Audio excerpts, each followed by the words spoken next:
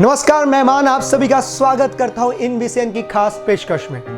नागपुर शहर की हालत क्या है हम सब जानते हैं। हर एक इंसान फिलहाल तो ऑक्सीजन की तलाश में इधर उधर भटक रहा है, तो कोई बेड तो कोई वेंटिलेटर के लिए भटक रहा है। रोज आंकड़े देखते हैं, नागपुर शहर के 2000, 3000 अब बढ़ते हुए 8000 तक पहुंच चुके हैं। अगर हम देखना चाहे तो हम सब की हालत एक गंभीर रूप ले चुकी है। लेकिन रोज सरकार हमें पहले 20 से 30 मौतों के आंकड़े देती थी, फिर धीरे धीरे 50-60, फिर धीरे धीरे 100 और अब 115 के आंकड़े दिख रहे हैं। लेकिन क्या ये आंकड़े सच है? क्योंकि जब हमारी इनविसेंट टीम ने इसकी जांच पड़ताल की तो सामने कोई और तस्वीर आई।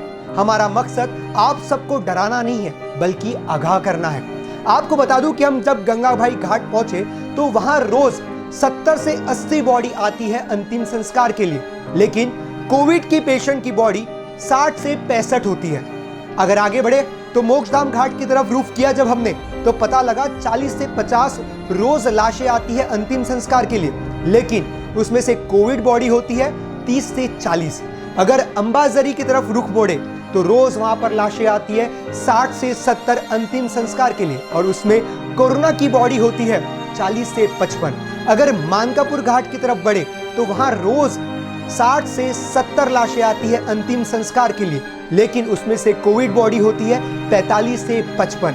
अगर हम दिगोरी की तरफ अपना रुख मोड़े तो रोज 40 से 50 लाशें आती है अंतिम संस्कार के लिए, लेकिन कोविड की बॉडी होती है 25 से 30। अगर हम सोनेगांव की तरफ अपना रुख मोड़ते हैं तो आपको बता दूं कि वहां पर रोज 20 से 30 लाशें अंतिम संस्कार के लिए आती है, लेकिन कोरोना की लाशें होती है 15 से 20। अगर हम नारा घाट की तरफ आगे बढ़ते हैं तो वहां रोज 20 से 30 लाशें आती है अंतिम संस्कार के लिए, लेकिन उसमें से कोविड बॉडी होती है 10 से 20।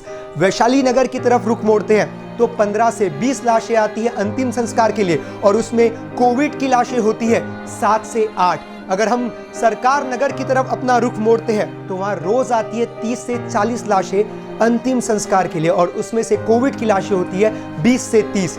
आपको बता दूं कि ये रिपोर्ट 23 तारीख की है, जहां हमें सरकार ने आंकड़े बताए थे मौतों के, जो जिनकी कोविड के वजह से मृत्यु हुई थी वो थे 82, वो भी जिले से मिलाकर। अगर देखा जाए तो शहर के उस दिन सरकार के हिसाब से आंकड़े थे 45 से 55, लेकिन आज हमने जब 23 तारीख की रिपोर्ट निकाली तो पता चला कि उस दिन के आंकड़े 300 के पार थे।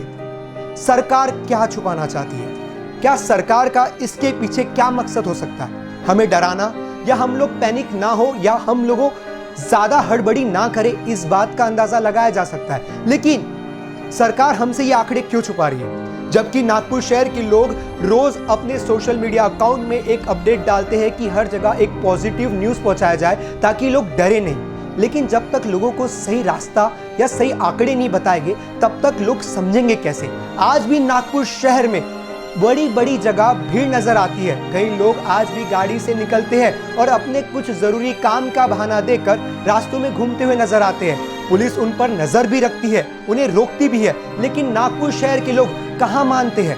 जब इन आंकड़ों की हमने खबर ली तो पता चला कि 300 के पार हो चुके हैं। हम लोग आप लोगों को डरा नहीं रहे, बस आगाह कर रहे हैं और सावधान कर रहे हैं। जिस तरह आज हर मेडिकल में दवाइयों की कमी नजर आती है, जिस तरह हम आज भी इंजेक्शनों की कालाबाजारी देखते हैं, जिस तरह एक पेशेंट को हॉस्पिटल के बाहर ही ऑक्सीजन या बेड के खातिर दम तोड़ते हुए देखते हैं, उस वक्त ये सवाल सरकार के सामने खड़ा होता है कि जब तक हमें एक मौका था पिछले 1 साल में, तो सरकार ने उन बेड का सेकेंड वेव के लिए इंतजाम क्यों नहीं की?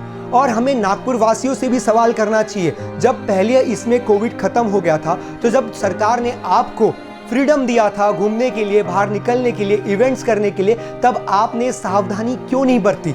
ये सारी समस्याओं का हल क्या होगा? इस सारी समस्याओं का सलूशन निकलेगा या नहीं निकलेगा?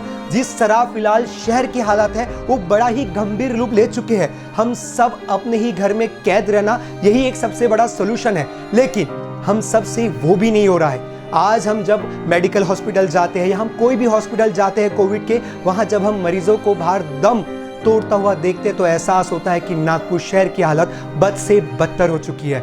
फिलहाल हम सबको एक कदम उठाना होगा। जब भी घर से बाहर निकले तो मास्क का इस्तेमाल करना होगा। अगर घर पे है तो हमें स्टीम लेना ज़रूरी है। गर्म पानी पीना बहुत ज़्यादा ज़रूरी है और इन्हीं के साथ अपना ख्याल रखना बहुत ज़रूरी है। अगर घर से बाहर निकलना है तो एक बात याद रखनी होगी, क्या वो काम आपकी ज़िंदगी से ऊपर था? अगर आपकी ज़िंदगी से ऊपर का वो काम था तो ज़रूर निकलिए, लेकिन अगर आपको अपनी ज़िंदगी प्यारी है और अपने परिवार वालों की ज़िंदगी प्यारी है तो अपना ध्यान रखिए और घर पे रहिए और सुरक्षित रहिए।